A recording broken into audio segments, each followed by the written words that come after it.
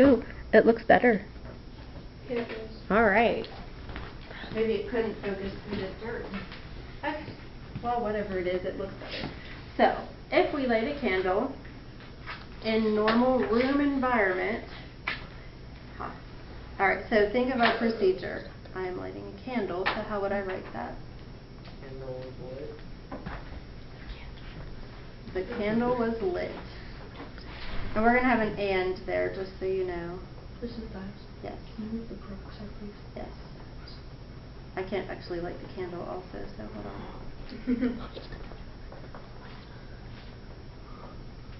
Come on, guys. Nice candle, nice candle. Everything but the candle. What happened on the wood? How would that be the candle? No. That didn't work out. No, it sure didn't. What's so funny? Come on. They think I'm going to burn my hand off. But I'm not. Are you alright? I don't burn easily, so. Okay.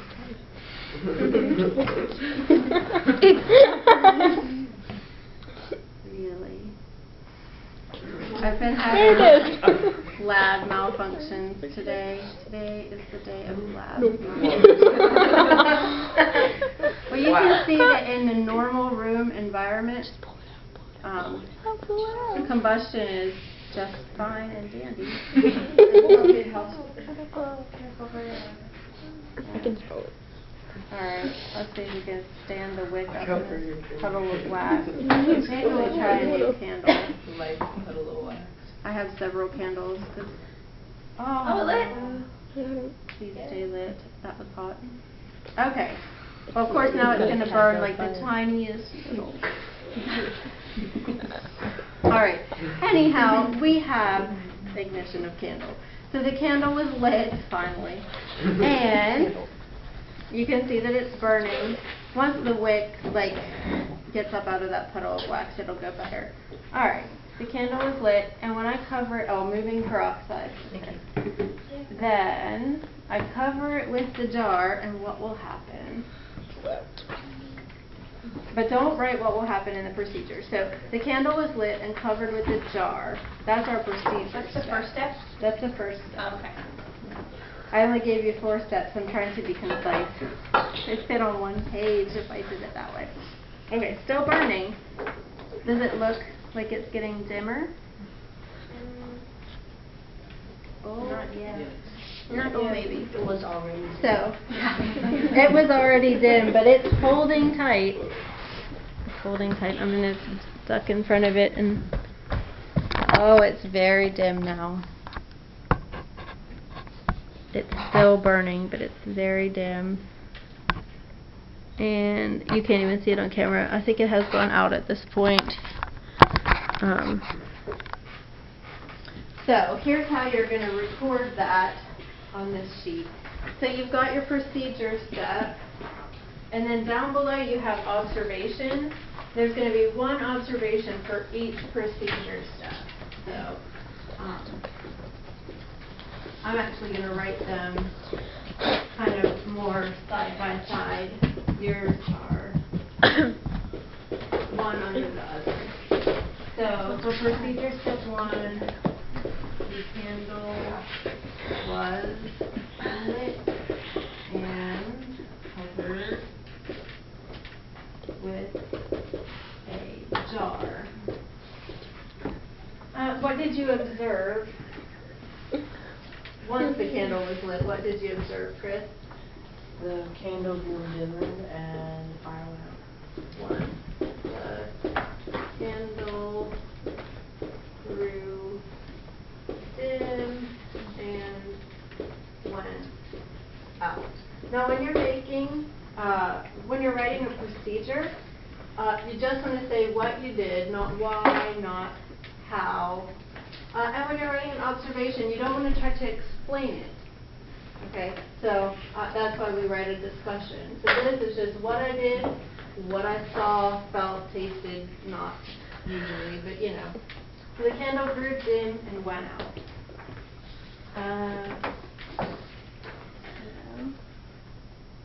And that's why I use something under it, because they actually melted a hole in the table once doing this lab. So my next step is to increase the amount of oxygen in the environment. The only cheap and easy way to make some oxygen is to mix hydrogen peroxide and yeast. Hydrogen peroxide decomposes just the way it is here in the jar. They make hydrogen peroxide jars this dark brown because light can speed the decomposition so that your hydrogen peroxide essentially gives off some oxygen gas and turns into water, then it doesn't disinfect your cuts very effectively, or bleach out your hair or whatever you're using peroxide for. It becomes less effective. But, oh, did you hear the little whoosh when I opened it? So my hydrogen peroxide has decomposed a little and some oxygen gas whooshed out. So hopefully we have enough left to get the job done here. But what I want to do is enrich the amount of oxygen here in my jar. So I've got a watch glass to keep things covered so that the oxygen I make actually stays in the jar. And then we'll have a nice oxygen-rich environment. I'll just take the lid off and pour it all in there.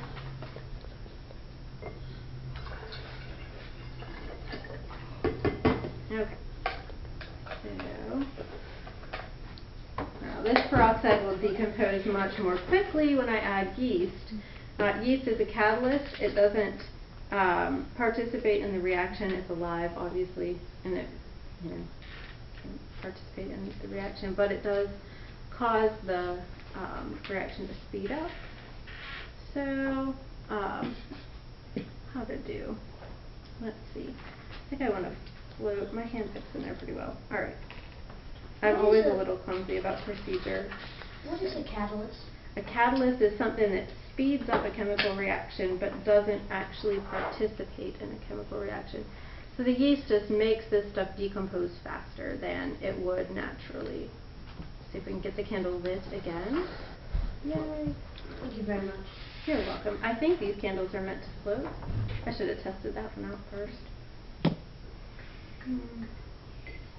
My hand doesn't fit as well. Oh, it does. Okay. Alright, so observe the candle lit in the jar. I'll move it over here where maybe we can see it. You guys are so worried. Wait till you take chemistry and it actually blows stuff up. Alright, so we've got candle burning. If we increase the amount of oxygen inside the jar by decomposing this hydrogen peroxide, hopefully it won't overwhelm the candle. What will happen? So will the candle start burning a little brighter, a little faster? Will it? So look at the flame. You can come up here even if you want because it's quite safe. It's not going to do anything. Will it, or will it overwhelm the candle and make a big mess? Oh, come on. Do you have to stir it? I might have to stir it. If I stir it, I'm going to splash and make a mess and ruin everything. And then we'll have to go about this a different way, I suppose. But that's okay. Stirring rod. My thermometers are all in use.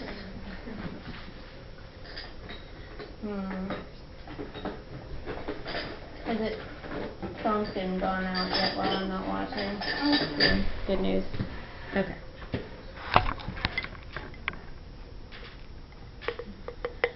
Oh, here we go. We can always, oh, I know why. We have to increase the amount of oxygen so it doesn't keep escaping. Now it's going to like overwhelm the poor flame. I was really hoping it wouldn't. But yeah, feel free to come on up. I should have put it on the moving table. Oh, there we go. Did you see it? Before it goes out completely.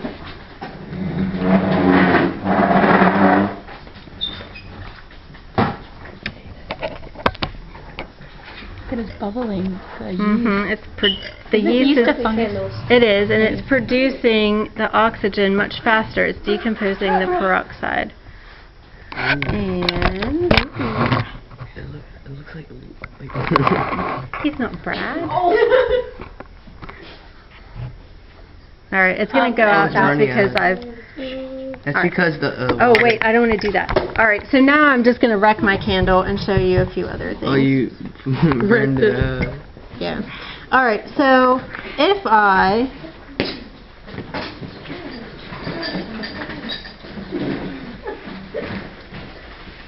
actually, I'm gonna light two with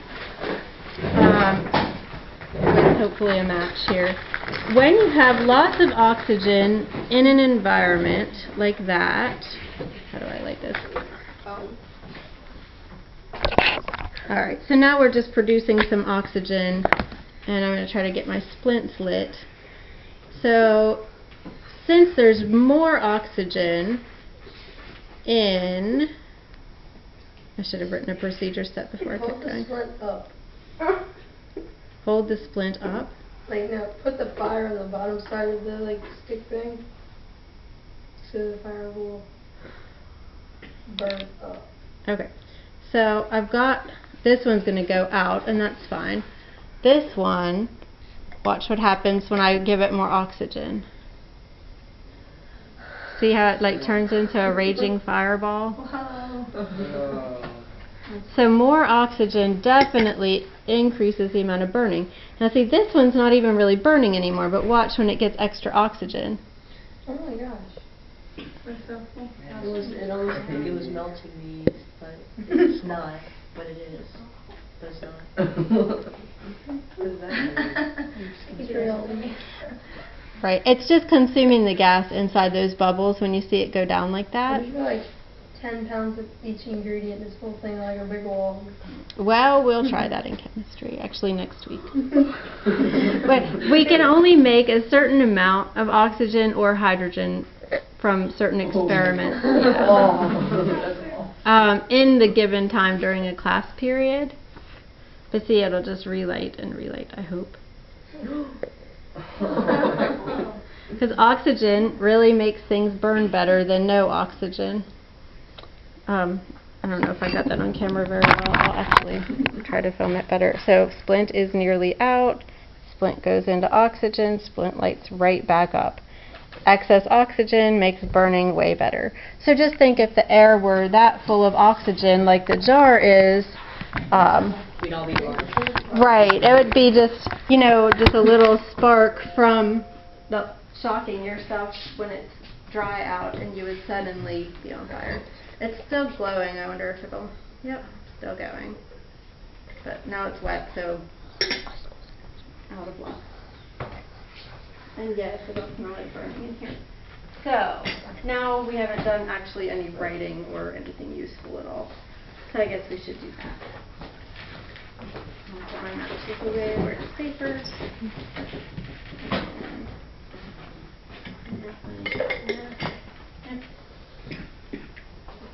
Alright, so what was my second step? Candle is placed in a jar with hydrogen peroxide and yeast.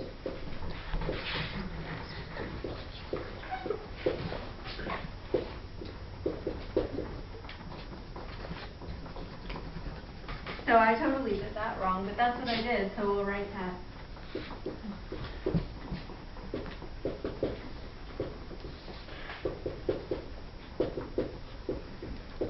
Alright, so what happened?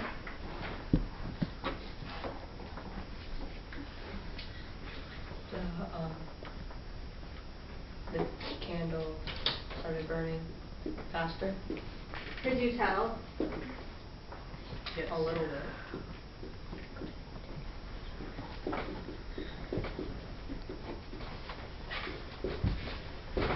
Okay, then what happened? The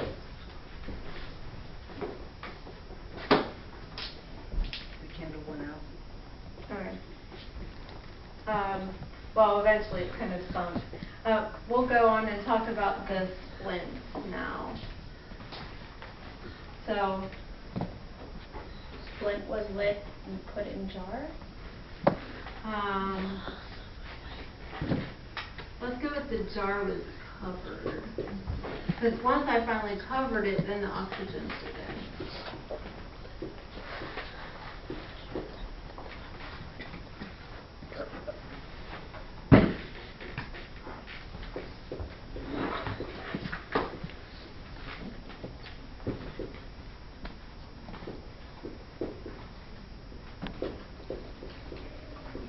first I did a burning split. And what did the burning splint do when it got into the jar full of oxygen? Burn brighter.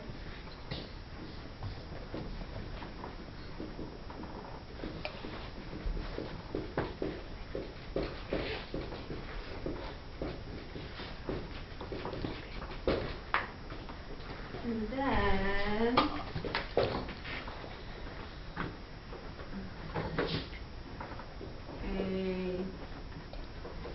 what do you say, not so burning splint? What is that called? A Glowing. dim? Glowing splint. This is like a famous experiment, the glowing splint test for oxygen. Couldn't think of the word.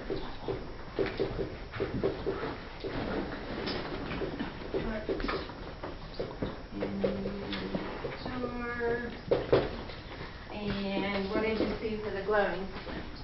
It burned bright. Relit.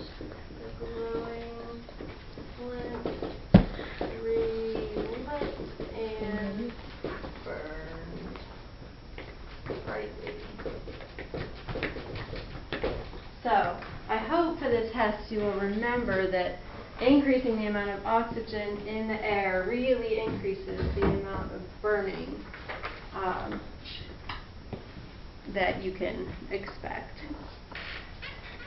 So, instead of having to write a paragraph for your discussion for this lab, I just really want to make sure that everyone gets these points. These are really important points.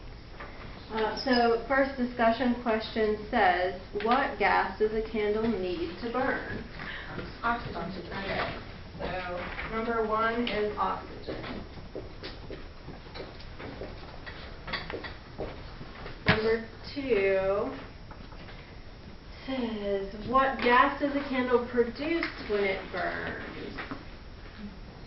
Does anyone know? Carbon dioxide? It does.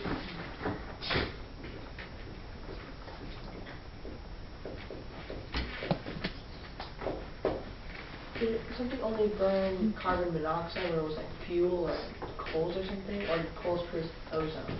Now this is a really good point. When you have plenty of oxygen, burning will produce carbon dioxide gas, and it'll produce water vapor.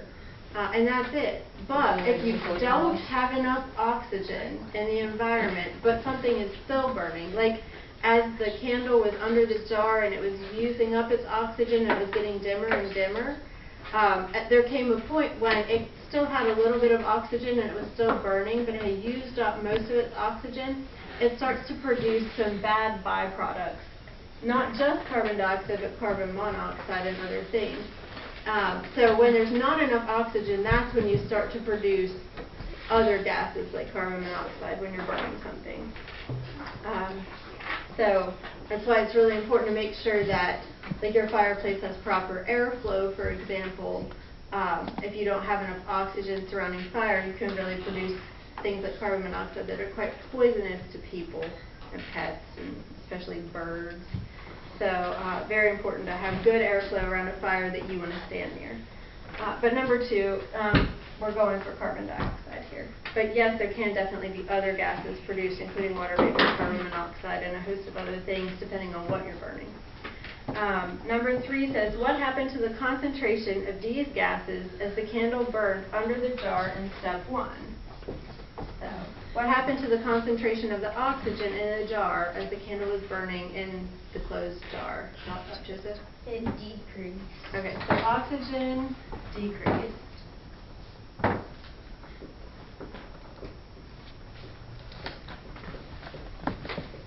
And what happened to carbon dioxide? Increase. Why? Because the fire produces carbon dioxide. Good. So the burning was actually producing carbon dioxide, so the amount in the jar was increasing. So oxygen decreased, carbon dioxide. No, oxygen decreased, carbon dioxide increased.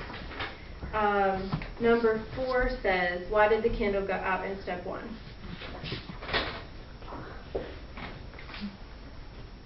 Someone I haven't heard from? Jenna? Because there wasn't enough oxygen. Right.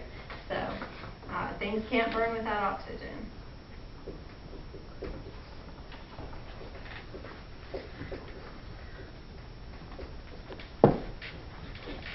Eventually it used up its oxygen supply and didn't have enough to burn. Let's see. 1, 2, 3, 4. This is number 5. What gas is produced from the hydrogen and peroxide in a yeast in step 2? Carbon dioxide. Joshua? Oxygen. Oxygen. So carbon dioxide plus yeast produces oxygen. That's why the splints kept burning so well. Normally, when you see bubbling in chemistry, you definitely think carbon dioxide. Like the vinegar and the baking soda I did at the beginning produced carbon dioxide, which I couldn't quite get in that bag, but I tried. I don't know if we're going to see any good results from that, but we'll see. And the last question, why was the candle brighter in step 4 than in step 3? And we had definitely different steps because I don't know what I did something strange during this lab. So, let's see. Oh, essentially what it's asking here is, why does a flame burn brighter in the jar full of oxygen than in a room that still has some oxygen? Go ahead. Because in the jar there was only oxygen, and in the room there are other gases. And there were probably still some other gases in the jar, but there was more So oxygen. the concentration was higher in the jar. Yes. So the higher the concentration of oxygen, the more burning you're going to get, which might not exactly answer that question, but is kind of the real takeaway I want you to have from the lab.